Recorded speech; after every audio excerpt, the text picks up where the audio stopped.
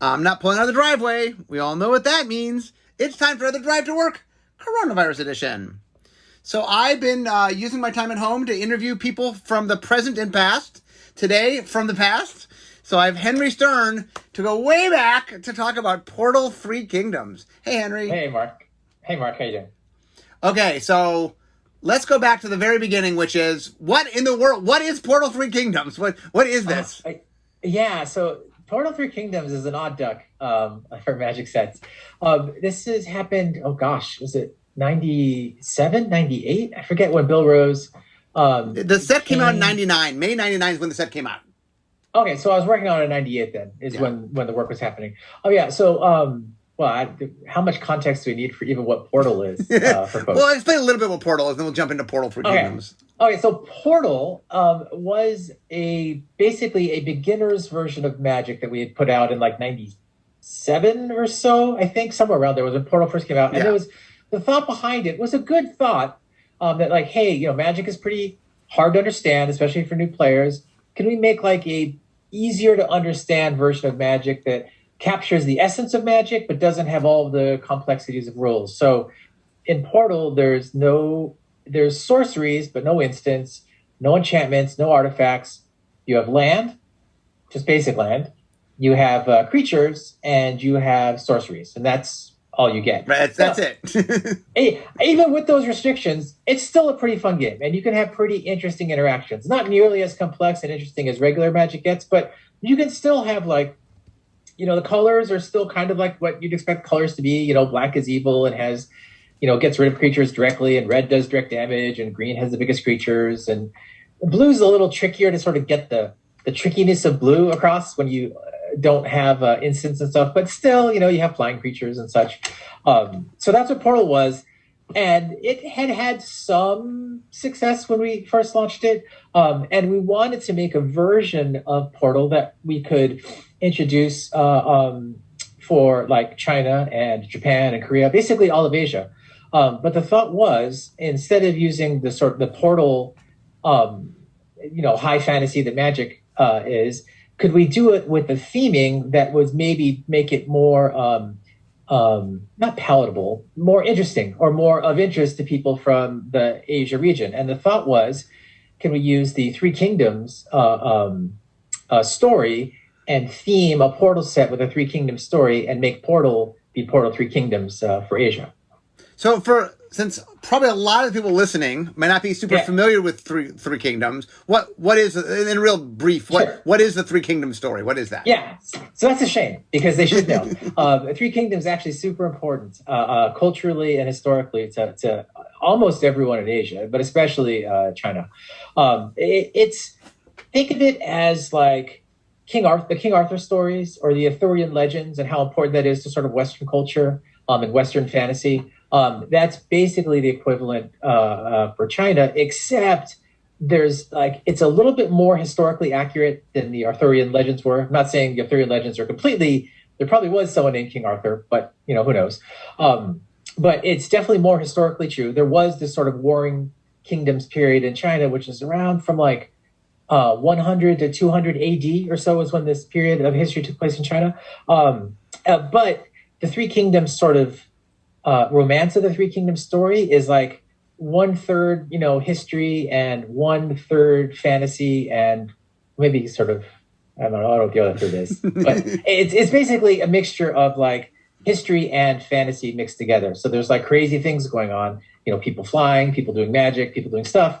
But it also has there's real history there too. And the cultural impact of the stories and the characters and what they did and where they did and why they did it, it's still very relevant today. It's like when I traveled in China, not for this set, but for other trips, it's like you hear people say, when you're on the river, it's like, oh, hey, this is where the Battle of Red Cliffs took place. And this is where this thing happened in Three Kingdoms. And it's still sort of very relevant to people's lives. And for gamers, it's hugely influential for games. I'm sure people are serious gamers, especially if they like games from Asia, that they've heard of Three Kingdoms and they know what Three Kingdoms is, because there's been a ton of both strategy and fighting games from Three Kingdoms.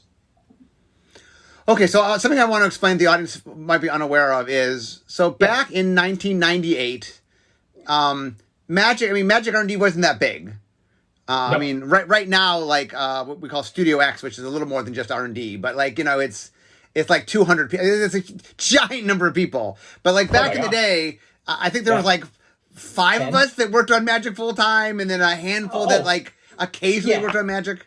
I mean, I'd say, there was like 5 people who were in it up to our noses, and then maybe another 5 people who kind of dip their toes and their feet in from time to time. But and so this project was pretty much like a solo project. You were the person who did this. Yes. It was just me. There was an art director, but he wasn't like doing the set with me. He was like, I'd give this creature. He was then responsible for finding an artist. And in this set, we like had all of our artists came from Asia and China and Japan and Korea to do the art for the set. His name was Li T? Yeah, Li Tian. It might have been T. I thought it was Tian, but it might be T. So this was a solo project. It was also unusual for Magic. Now, it's not like we asked one person to solo design a full large set, you know, with all these brand new mechanics. So it was an easier task than like it would be to design even a small set, like to design a full set, you know, by yourself. But there was a lot of creative there. It was basically the ultimate in top-down design exercise. Instead of doing a top-down card, it was like do a whole top-down set, you know, or like every card and every creature and everything has to sort of fit into this story somehow, which was an interesting exercise. Yeah, so go ahead. No, I'm saying one of the things about the Portal things is while a lot of the cards were new in Portal, like whenever we could, sometimes they reskinned them, but we would use cards that were existing in Magic. A lot of them were based on existing cards from Magic for sure. Okay, so I want to start with one of the most things that comes up a lot when people talk about Portal 3 Kingdoms. So there, in fact, I think was one keyword in Portal 3 Kingdoms. And it wasn't a brand new keyword, although it was mimicking something, obviously. So let's talk about how horsemanship came to Portal 3 Kingdoms. It came to exist? Sure. So when we're doing this top-down exercise, it's going to take a little bit more context for all of it. The 3 kingdoms, there were, in fact, 3 different kingdoms that were competing to sort of take over China. There was the Wu, the Wei, and the Shu kingdoms. So like the first exercise was like kind of figuring out, you know, what colors would those kingdoms be and how they work. But then, you know, like a lot of the key, one of the key things in Portal was the evasion. And the only evasion really available was either flying or land walking. I think were the 2 things that we let creatures have in Portal.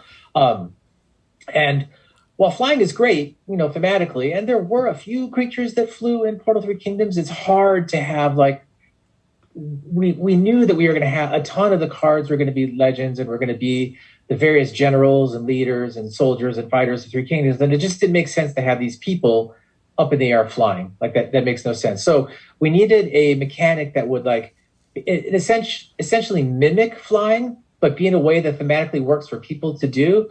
And that's how we came about horsemanship, because lots of these guys were always seen on horseback riding around. And, you know, as you know, it's tough for someone who's not on horseback to block somebody that's on a horse. You know, cavalry tends to overrun infantry pretty well.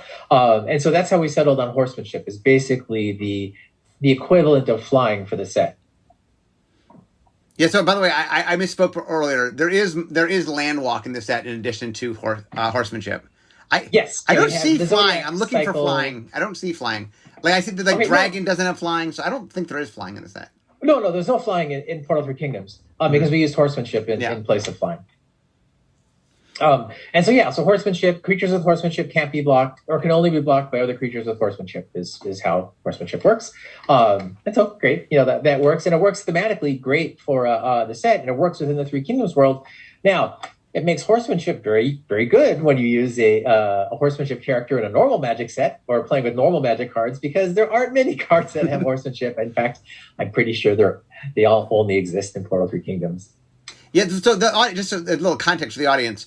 Portal, when we originally made Portal, wasn't playable in sort of normal Magic formats. like it's kind of its own thing. So like you couldn't just bring your Portal cards and go to Standard, or I mean, the formats had different names I think back then, but you couldn't just use your Portal cards at your local store playing in a tournament. And so I think when you made Horsemanship, it's like, well, it only is going to like you're only going to play it with itself. And then years later, we decided, why not let people play Portal cards? And we sort of made them legal. And then all of a sudden, Horsemanship's now interacting with other formats and stuff that it never did before. Yeah, it also made certain cards in Three Kingdoms very, very valuable because they have effects that like restricted cards had back in normal Magic.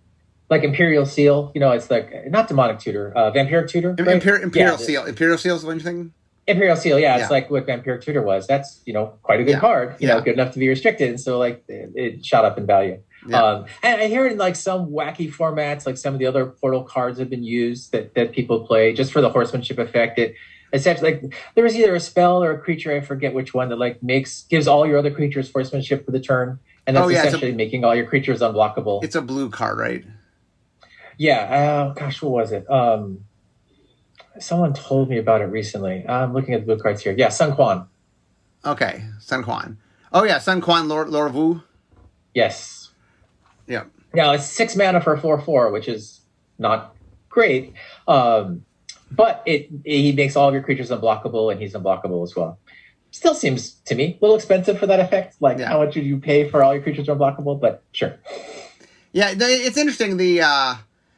One of the quirky things about Portal 3 Kingdoms is when we released Portal 3 Kingdoms, I believe it mostly only went to the Asian markets, and there was some English that went to Australia, I believe. Yeah, that's right. So there's not most of Portal 3 Kingdoms is not in English, just a tiny portion, and even that I think was only sold in Australia. So it's not easy to get your hands on Portal, let alone English Portal 3 Kingdoms, but it's just not easy to get your hands on it. Okay, so I want to get back into talking a little bit about designing, making the set. Like you said, everything you were making, there are a lot of parameters because, right, you had basic land and sorceries and creatures. And you had to make everything sort of work within those constraints. So I want to talk a little bit about doing top-down design in a very constrained, like, you did not have every act, like, I've done a lot of top-down designs, but I had artifacts and enchantments and all sorts of things at my disposal. Sure. It was from a pure design point of view, it was a super fun and interesting exercise. And I think the top-down stuff tends to work the best, too. At least when it works, it feels the best as you're playing it and as you see it, and it turns out the best and most approachable product. But this was a big top-down design because it's like I have to figure out, where are these Three Kingdoms going to be? Okay, I have this cast of hundreds of characters. Okay, which characters are you going to use? I mean, which kingdoms those characters belong to, but like of those characters, how many of them are we going to use? And then like, how are we going to get the basics, kind of mesh that in with the basics of Magic? Like, which ones are going to fly or have horsemanship in this case? Which ones won't? How are creatures going to work? Are there going to be animals? Are there not going to be animals? How does direct damage work in this context, etc.? Well, let's talk big picture first, because you structured the set. So let's talk a little bit about how you structured the set. So how did you break up the set? How did you? Yeah, so the main thing was like, hey, what is going to be, Wu, which is going to be Wei, and which is going to be Shu? Like, what are the Three Kingdoms going to be? And it wound up, it kind of made sense, like the heroes of the story of sorts are from Shu. And so it kind of made sense for them, or the most noble characters, maybe it's a better way of saying the heroes. So it made sense for that to be for the color white. The bad guys, and I hesitate to use that term because they're the ones that wind up winning in this story, are Wei, which is black. And the trickiest kingdom, maybe even that's sort of a stretch, was Wu. But the main reason I wound up picking those three colors, and it should be obvious, is like Wu is blue because of horsemanship. You made Wu blue. Yes, Wu is blue. Yeah. Yes, Wu is blue. Wei is black, and Shu was white, and that kind of makes sense, mostly kind of from a horsemanship point of view. Like those are the three colors that have flying, so it made sense, or have the most flying, really. So it makes sense that those are the colors that are the colors of the Three Kingdoms. But once there, it's like, okay, well, what is red going to be? Like red can't just be can't be nothing. And what is green going to be? And it wound up being that, like, red was sort of like more of the independent kingdoms, because there's a lot of people and a lot of characters that don't necessarily fit directly into one of those three kingdoms. And then green wound up being more of kind of like the natural world. So like the actual creatures like war elephants or a tiger or things like that actually exist in the story or exist in the real world wound up in green. Okay, so and now were there legendary creatures in this? I don't think they were actually. They were. They were. Oh, they were legends. All of the creatures, not all the creatures, all of the named characters are legends, and that was done more from just like a more for flavor than for mechanical reasons necessarily. Like it didn't make sense that like I could have two copies of the same leader and play it at the time in the same way you couldn't have legends and play at the same time back then. But it's mostly just for flavor reasons. There are many creatures that are not legends. So there's many like foot soldiers and stuff, or sort of nondescript people that are not legends. But all of the named people are legends. And so so the other interesting thing is War of the Spark is what we called an event set, where we were sort of telling a story. But that you really were like, there were events. Like one of the interesting things about this is like the story has like things happen. Like a lot of your cards are people, but some of them are, hey, it's this event. I'm representing this part of the story as a card. Oh yeah, for sure. Yeah, a ton of it. Like as much as possible, we tried to squeeze in things that like made sense from the story to being on a card. Like a good example is our version of Giant Growth in Portal. So the Portal Giant Growth, I forget what they called it in Portal, but it's 1G and it's any one creature gains +4/+4 till end of turn. Sorcery, not an instant. So for Three Kingdoms, like Giant Growth doesn't make sense as a card. But what made sense for us is there's like there was a famous blade that Guan Yu wielded. Oh, wielding the Green Dragon is the name of the card. Yeah, that's the name of the card in Portal Three Kingdoms. Yeah. Right. So the Green Dragon sword is this sort of famous sword that he had. And so for us, the version of quote unquote Giant Growth became, wielding the Green Dragon. So it meant meaning that like, oh, I'm like giving the Green Dragon sword to whatever creature it's going on, and it's getting +4/+4 till end of turn. Now, in modern Magic, obviously that would be an artifact, right? The Green Dragon sword would just be an artifact that you could, put on creatures, or I suppose an enchantment in the time before artifacts, but we couldn't even do enchantments back in the day. Yeah, no, but yeah, so there's that, but like as much as we can, like almost every single card and sorcery that you see has some reference to it back in the story, and a lot of that wound up on the flavor text, but some of it wound up on the just from the artwork as well. So just curious, because you mentioned flavor text, I'm sort of curious. Did you have anything to do with the flavor text? Did you work on the flavor text? All of it. All of it. Oh, you did. Okay. All of it. Yeah.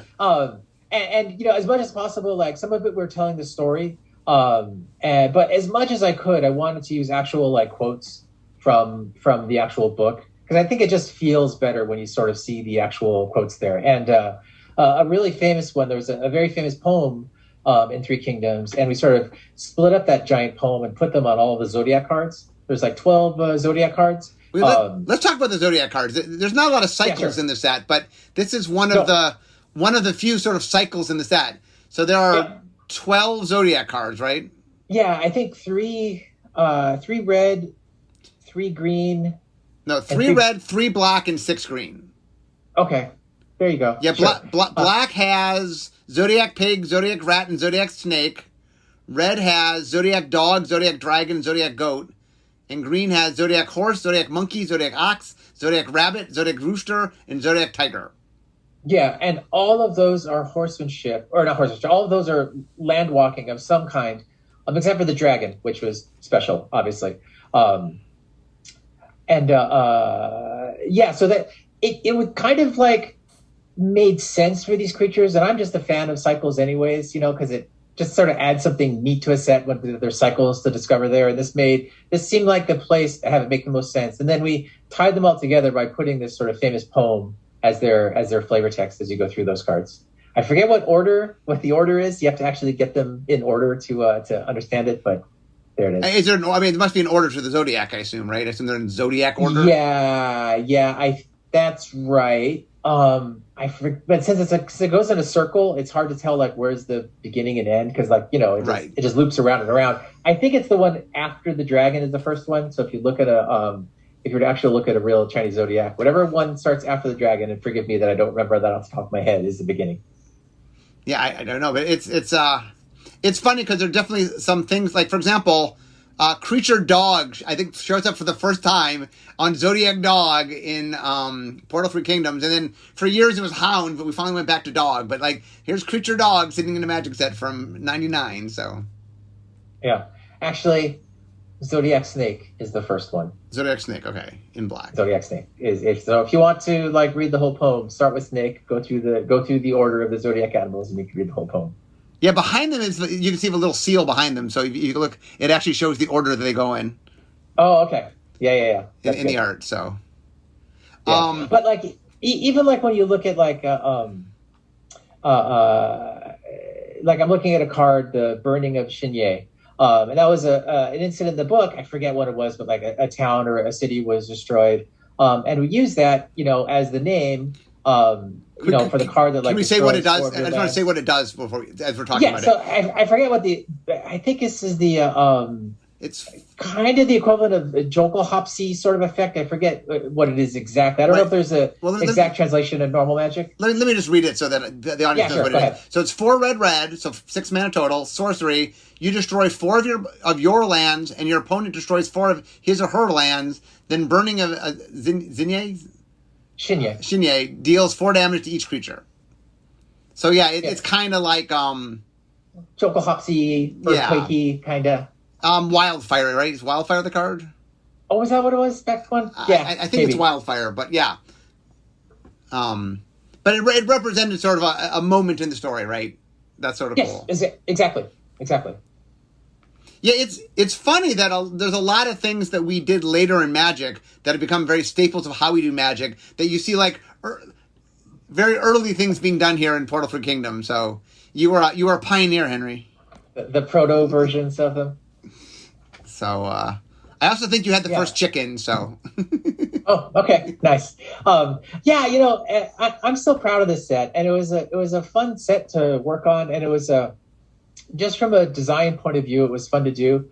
But it was a lot of research for the set to be able to do it and to do it justice, because I didn't want to, not embarrass myself, but I didn't want to embarrass Wizards or our company or make something that was not something that we'd be proud of. And we were very sensitive to making sure that like this is it's an important bit of text and it's important history to people in Asia, and I didn't want it to be something that people would look at and scorn or feel like it wasn't done with care. And so like I read the actual translated book, and it's a big book. I forget something like 1,500 pages, something like that. The actual translation, the actual book, and then there's also a really good series of graphic novels. It's like a 10 series graphic novel that I read to sort of get a feeling for it too, as well as watching. There was a few miniseries that had English subtitles that have been done for 3 Kingdoms. I'm sure probably more of it's been done by now. Yeah, but you did a lot of research, right? You did a lot of sort of, make sure you really understood the story and.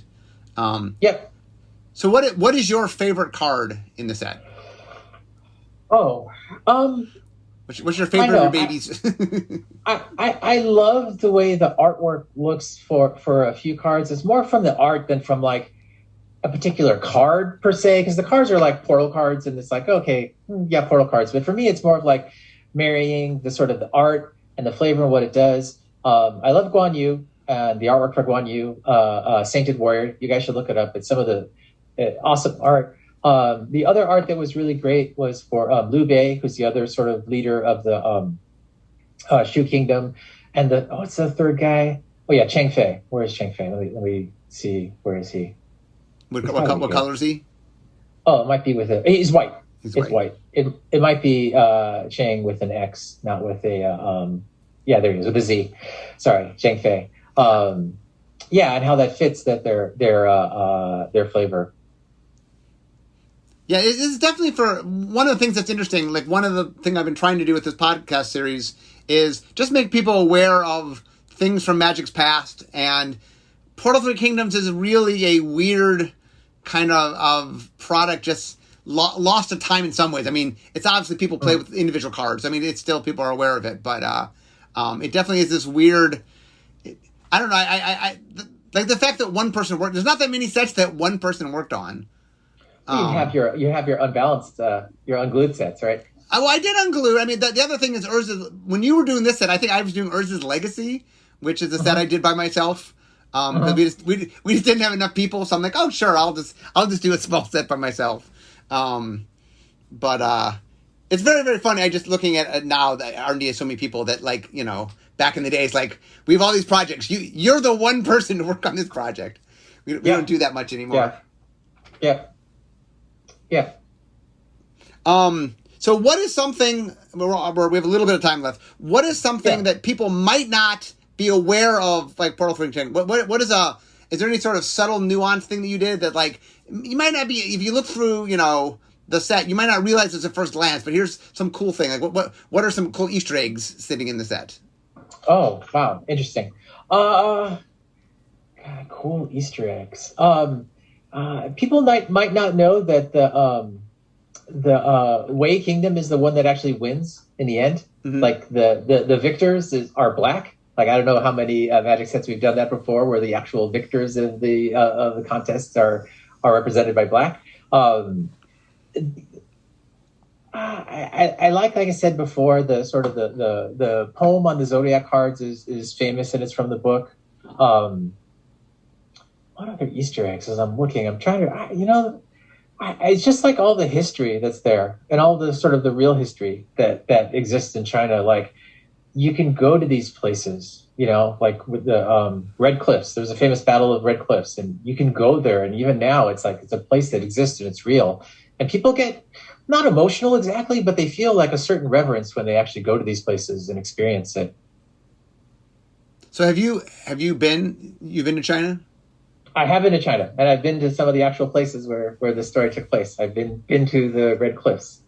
It's I forget what river it was on. So when this set came out, did you interact with anybody? Like, did you go anywhere when the set came out to actually see people play with it when it first happened? Yeah, I think there were some events that we had in Asia at the time that I went to. I think I went to the Korean national championships at the time, and there was some other maybe it was another pro tour, some other events that we had in China where we were sort of showing off the set and sending it to people and getting people's feedback. And I did solicit some feedback from our Asian distributors and people that were in the know of Magic at the time to sort of get feedback to make sure that we weren't doing anything too terrible. And like I said, and our art director gave some feedback as too to make sure that things were okay. Yeah, like I was saying, we do a lot more now with sort of dealing with experts and stuff, and this is very early in Magic's life, so it's a proto of things to come. Yeah, for sure. Well, anyway, I will say that one of the things that's very fun to me is I've back in the day we used to go around and demo the different portals, and that one of the things that was really illuminating to me is you would think when you take away almost everything that you think, like you're just boiling it down to creatures and sorceries and lands, that you feel like, maybe the game doesn't hold together, but it really, really does. Like, it's amazing how just the core of the game, how fun it is, even with a lot of the trappings taken away. For sure. And not only that, but even like the flavor of the colors can still come through pretty clearly.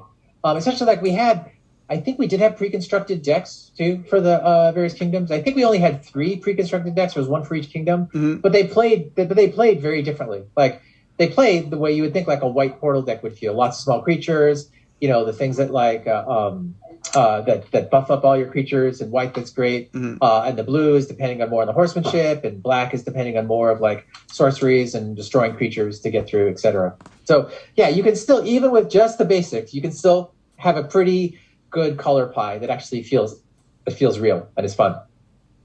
Well, anyway, Henry, I can see my desk here, so that means we all know what that means. It means it's the end of my drive to work. So instead of talking magic, it's time for me to be making magic. But I want to thank you, Henry, for being here. Thank you, Mark. It's good talking to you again. Yeah, it's fun. It is fun to go back and just talk about things that literally, like, 1999. This has been a while since this set saw light of day. It has indeed. But thank you, Henry. Thank you for joining us.